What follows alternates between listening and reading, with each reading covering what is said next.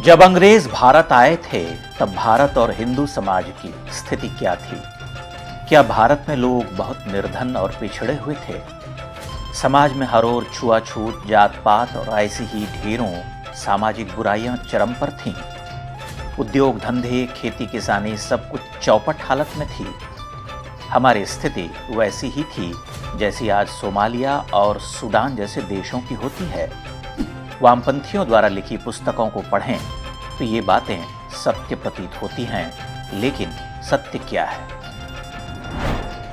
यह सत्य पता चलता है अंग्रेज अधिकारियों के अभिलेखों और सर्वेक्षण रिपोर्ट्स से।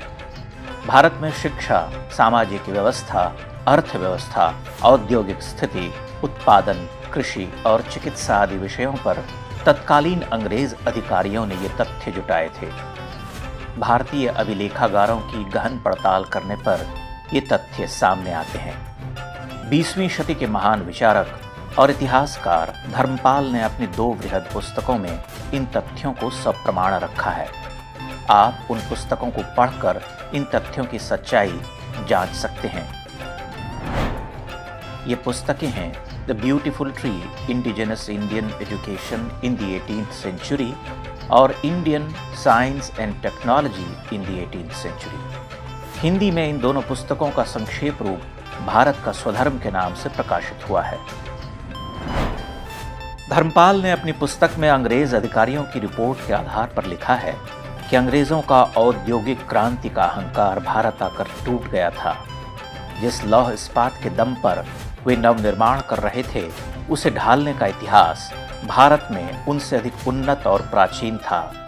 उत्तर प्रदेश के अतिरंजन खेड़ा में कम से कम ईसा से 12वीं शती पूर्व लोहा ढालने के प्रमाण मिलते हैं। ईस्ट इंडिया कंपनी के मेडिकल ऑफिसर डॉक्टर हेलेनस स्कॉट ने वर्ष 1794 में ब्रिटिश रॉयल सोसाइटी के अध्यक्ष सर जे बैंक्स को भारतीय इस्पात का नमूना भेजा। वहां के अनेक विशेषज्ञों से उसका परीक्षण कराया गया। पाया गया कि यह ब्रिटेन के सर्वोत्तम इस्पात की टक्कर का है।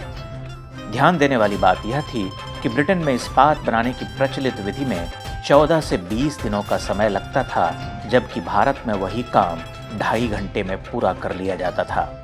भारत में वहां प्रयुक्त ताप से बहुत कम ताप पर ही अच्छी गुणवत्ता का इस्पात बना लिया जाता था। भारतीय समाज में लौह इस्पात बनाने की यह दक्षता देखकर अंग्रेज चकित रह गए थे।